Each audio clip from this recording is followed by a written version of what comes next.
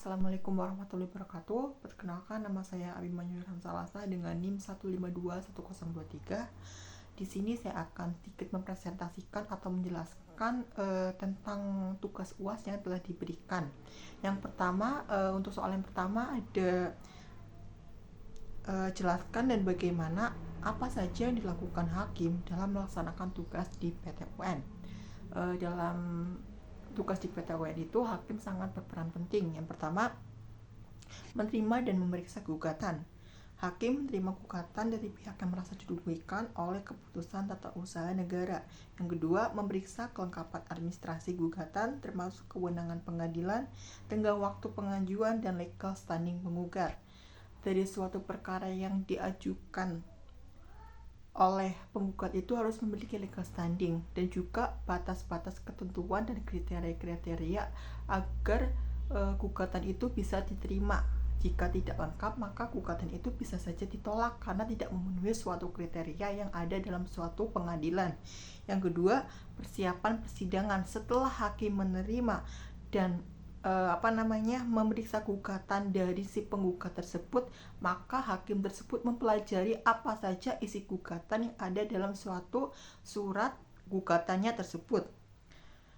Dalam persiapan persidangan tersebut ada beberapa poin. Yang pertama, menetapkan jadwal persidangan dan memanggil para pihak yang terlibat, baik penggugat maupun tergugat. Kemudian menetapkan majelis hakim yang akan memeriksa dan memutus perkara. Ada kayak rincian dari suatu rules atau aturan yang akan dipersiapkan dalam persidangan tersebut. Yang ketiga, memimpin persidangan. Hakim memimpin jalannya persidangan, mengarahkan proses pemeriksaan, alat bukti, dan mendengar keterangan saksi-saksi dan juga dari para ahli. Kemudian memberikan kesempatan kepada kedua belah pihak untuk mengajukan bukti-bukti dan argumentasi mereka. Dalam sebuah persidangan pasti harus memanggil para saksi dan juga para ahli dari suatu perkara yang akan disidangkan dalam suatu pengadilan. Kemudian mengajukan bukti. Bukti adalah sebuah alat alat utama yang paling penting. Kenapa sih sebuah perkara itu bisa terjadi? Pastikan ada bukti-bukti yang akurat tersebut. Kemudian yang keempat ada selanjutnya pemeriksaan bukti. Memeriksa dan menilai keabsahan dan relevansi alat bukti yang diajukan, baik isi bukti tertulis, saksi, ahli ataupun bukti lainnya. Selanjutnya, melakukan penilaian secara objektif terhadap bukti yang ada. Hakim tersebut juga memeriksa bukti-bukti dari para dari para penggugat tergugat. Bukti-bukti itu harus relevansi atau nyata sesuai dengan permasalahan yang digugatkan di sebuah pengadilan, khususnya di PT UN. Kemudian musyawarah hakim. Setelah beberapa rules yang ada di atas, kemudian hakim memusyawarahkan dari poin-poin tersebut yang telah saya jelaskan. Yang pertama, melakukan musyawarah tertutup dengan anggota majelis hakim lainnya untuk merumuskan putusan berdasarkan fakta dan bukti yang terungkap selama persidangan. Yang kedua, mempertimbangkan aspek hukum dan keadilan dalam setiap keputusan yang diambil.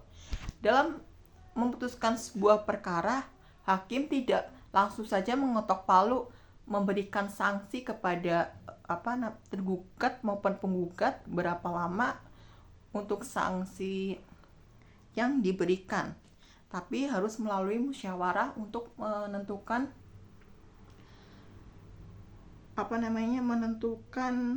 aspek hukum dan keadilan apa saja yang pastinya ini tepat pada suatu perkara yang sedang disidangkan.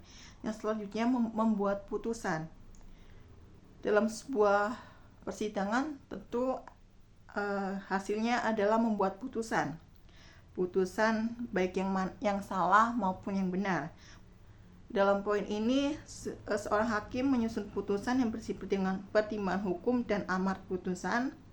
Putusan diambil dari musyawarah para hakim sebelumnya, kemudian menyampaikan putusan di persidangan secara terbuka untuk umum. Yang ketujuh ada pelaksanaan keputusan. Dalam poinnya, memastikan pelaksanaan putusan yang telah berkekuatan hukum tetap. Kemudian jika putusan tersebut tidak dilaksanakan secara sukarela oleh pihak yang bersangkutan, hakim dapat memerintahkan upaya paksa melalui mekanisme yang diatur oleh hukum. Kemudian ada mengawasi eksekusi. Dalam berjalannya sebuah persidangan pasti ada yang namanya eksekusi atau menjalankan sebuah tata cara persidangan yang baik dan benar.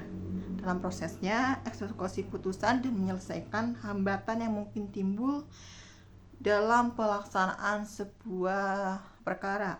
Kemudian berkoordinasi dengan pihak-pihak terkait, baik pihak penggugat maupun tergugat, bersama para ahli dan juga para saksi untuk memastikan keputusan pengadilan dilaksanakan sesuai dengan hukum yang berlaku.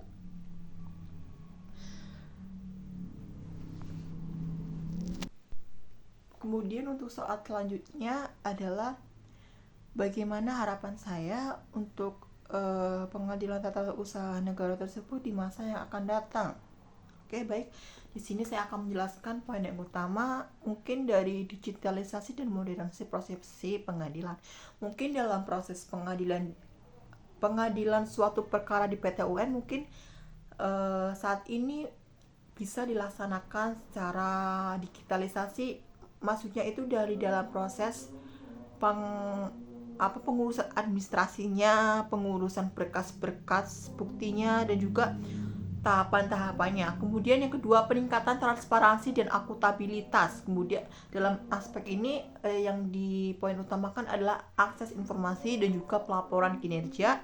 Kemudian penguatan kapasitas dan profesionalitas hakim. Mungkin dari profesionalitas hakim tersebut harus ditingkatkan untuk, karena kan sebuah hukum itu refleksi dari sebuah keadaan di suatu negara tersebut, harus mengikuti perkembangan zaman. Kemudian ada penyederhanaan proses dan regulasi. Kelima, peningkatan aksesibilitas keadilan untuk semua. Jadi agar masyarakat itu tidak beranggapan kalau hukum itu dimiliki oleh si kaya doang atau yang mempunyai uang. Karena mungkin dalam rumornya hukum itu dimiliki oleh orang kaya atau tidak berduit untuk melaksanakan sebuah keputusan pengadilan. Kemudian penguatan sistem pengawasan dan juga pemanfaatan big data and analytic. Kemudian internasional standar peradilan harus bisa bersaing lah di dunia internasional. Dengan melakukan berbagai perbaikan dan inovasi tersebut, diharapkan mungkin PT UN dapat memberikan pelayanan peradilan yang lebih cepat, transparan, adil, dan akuntabilitas kepada masyarakat, sehingga memperkuat kepercayaan publik terhadap sistem hukum peradilan di Indonesia. Mungkin sekian dari saya, kurang lebihnya mohon maaf. Saya akhiri. Wassalamualaikum warahmatullahi wabarakatuh.